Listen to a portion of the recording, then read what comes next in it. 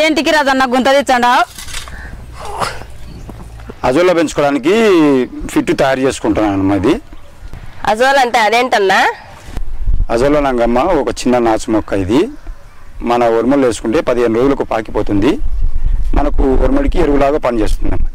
అన్నా రాజన్న, నువ్వు ఇది ఖర్చు లేకుండా చేసుకుంటున్నావు కదా, మాకు చెప్పు, మేం చేసుకుంటాం ఇది ఖర్చు లేకుండా.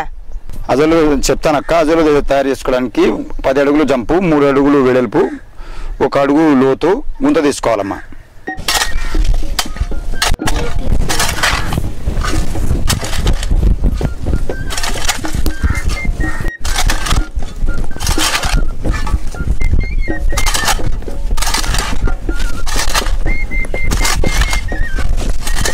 అజోలా తయారు చేసుకోవడానికి కావాల్సిన వస్తువులు: 1 తట్ట పుట్టమన్ను, 1 తట్ట పేడ,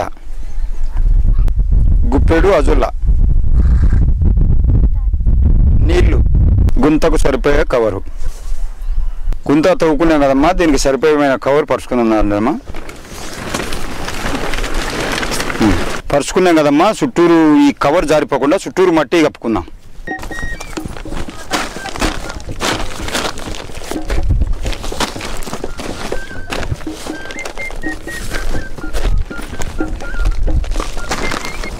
ముందుగా అర్ధ అడుగు వచ్చే వరకు నీళ్లు పోసుకోవాలి.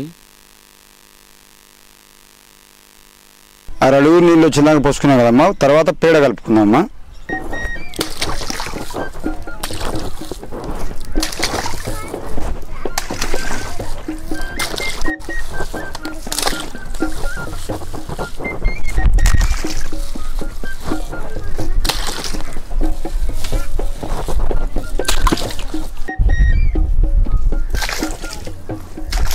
తర్వాత పుట్టమట్టిని వేసుకోవాలి.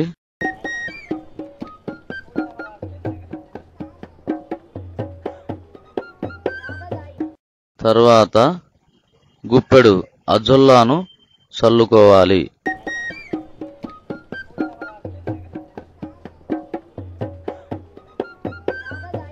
ఇలా చల్లుకున్న అజొల్లా గుంతంతా పాకిపోతుందమ్మా 15 రోజులలో. ఇది ఈ విధంగా తయారైన అజొల్లా 16 కేజీలు తీసుకొని ఉరుమడిలో 4 మూలలో చల్లుకోవాలి.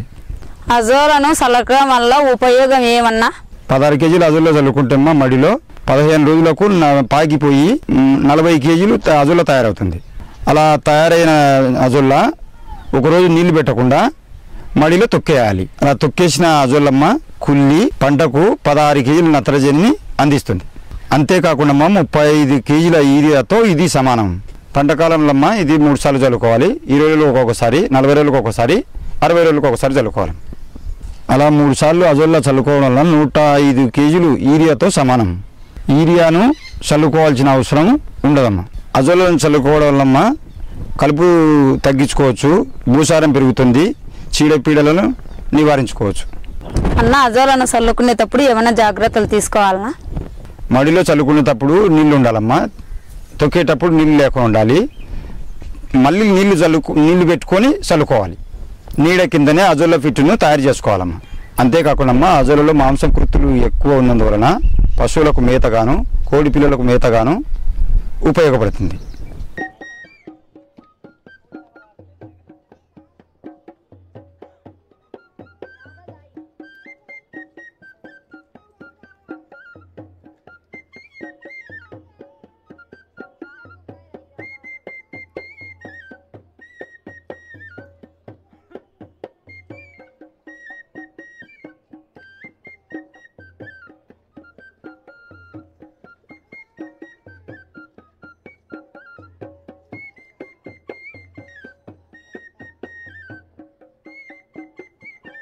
ఇంత మంచి విషయం మాకు చెప్పినందుకు మీకు ధన్యవాదాలు అన్న. చాలా సంతోషం అమ్మా.